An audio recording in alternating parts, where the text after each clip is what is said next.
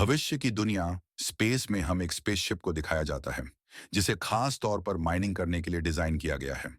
यह 4 साल 2 महीने में अपनी मंजिल तक पहुंच जाएगा। इसमें जितने भी लोग होते हैं वह सब के सब क्राइब स्लीप में हैं।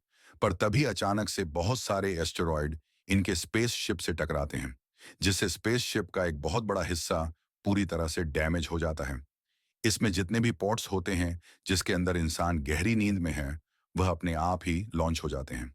दरअसल एआई सिस्टम को पता चल चुका होता है कि जल्द ही पूरा स्पेसशिप ब्लास्ट होने वाला है। इसीलिए वो सभी पॉड्स को पास ही के एक प्लेनेट की तरफ लॉन्च कर देता है। एक पॉड के अंदर एंडेडी नाम का एक आदमी भी है। और अब जितने भी पॉड्स होते हैं, जब वो उस प्लेनेट के एटमॉस्फेयर में पहुंचते हैं तो पॉड्स अपने आप ही ब्लास्ट होना शुरू हो जाते हैं।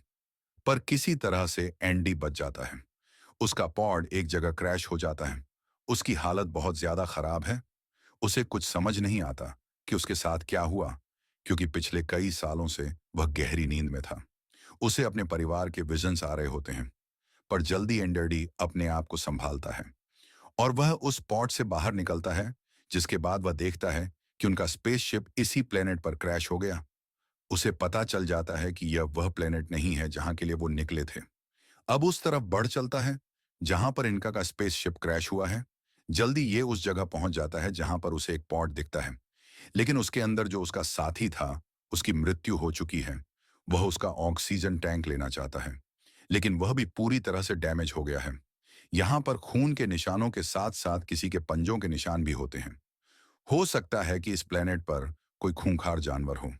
अब वह आगे बढ़ता है जहां पर उसे कुछ लाइट्स दिखती हैं। वह समझ जाता है कि यहाँ कोई ना कोई इंसान है। तभी उसका एक साथी वहां पर आता है जिसका नाम ड्वेन है। एंडरडी की तरह इसकी भी जान बच गई। ड्वेन कहता है कि स्पेसशिप से मैंने कुछ जरूरी सामान को इकट्ठा करके ये सब कुछ बनाया है।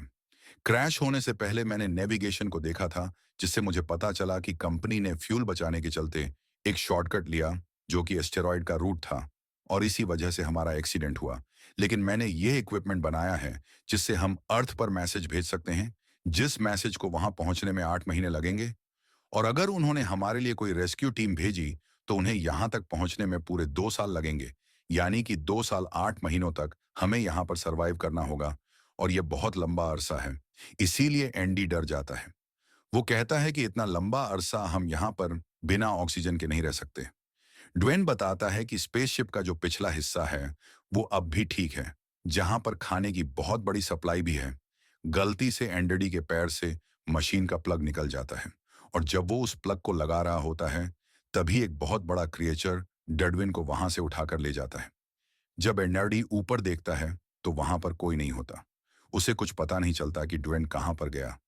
वह उसकी गन उठाता है, और जिस तरह से उसे ड्वेन ने अर्थ पर मैसेज भेजने के लिए कहा था, वो अर्थ पर मैसेज भेज देता है।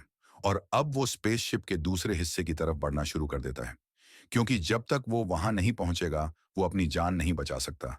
वह एक पहाड़ी के ऊपर चल रहा होता है। तभी उसके सूट में जो एआई सिस्टम होता है वह भी अब धीरे धीरे कम काम कर रहा है। इसीलिए वो चिल्लाने लगता है, और तभी दूसरी तरफ से रेडियो पर उसी की एक साथी योमी की आवाज आती है, जो कि बच गई थी। वो उसे अपना लोकेशन भेजती है, जो उससे कई मील की दूरी पर है। लेकिन एंडी के सूट में इतनी ऑक्सीजन नहीं है कि सबसे पहले न्योमी के पास जाए, और उसके बाद स्पेसशिप के दूसरे हिस्से के पास पास जहां पर ऑक्सीजन है, खाने की सप्लाई है।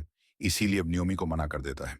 योमी कहती है कि तुम ऑक्सीजन की चिंता मत करो, मेरे पॉड में बहुत ऑक्सीजन है, इससे हम दोनों के दोनों स्पेसशिप के दूसरे हिस्से तक पहुंच सकते हैं।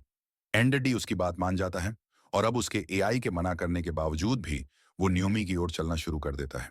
चलते चलते रात हो जाती है। वह अपने सूट से पास के पूरे एरिया को स्कैन करने के लिए कहता है, लेकिन उसका सूट ये नहीं कर पाता। इसीलिए उसे अपनी रफ्तार कम करनी पड़ती है, और तभी उसे एहसास होता है कि उसके आसपास से कोई गुजरा है। इसीलिए वो रुक जाता है। और एंडरडी को यह भी लगता है कि यह उसका एक इल्यूजन है। जिस तरह से बार बार उसे अपने परिवार के विजन्स आते हैं, उसी तरह से उसे अब इल्यूजन हो रहा है कि उसके आसपास कोई है। अब जब वह आगे बढ़ रहा होता है तभी जमीन पर उसे छोटे से होल्स दिखते हैं। उन होल्स का पीछा करते हुए जब वह आगे जाता है तो वहां पर एक बहुत बड़ा होल होता है जिसके अंदर एक जाला बना हुआ है। वह समझ जाता है कि इस प्लेनेट पर कोई क्रिएचर है जो कि बहुत ही विशाल और खतरनाक है। इसीलिए वो जल्दी से इस जगह से निकल जाता है और उसे अब उस क्रिएचर के गुर्रा की आवाज आ रही होती है। इसीलिए अपनी लाइट्स बंद करके छुप जाता है। जिसके बाद वह इस एरिया को स्कैन करता, उसे पता चलता है कि उसके बहुत सारे साथी उसी की तरफ आ रहे हैं। लेकिन वह उसे रेडियो पर कोई रिस्पॉन्डर रहे होते, उसे कुछ समझ नहीं आता। और अब जब वह एक फ्लेयर गन चलाता है, जिससे वह उस विशाल क्रिएचर को देख पाता है।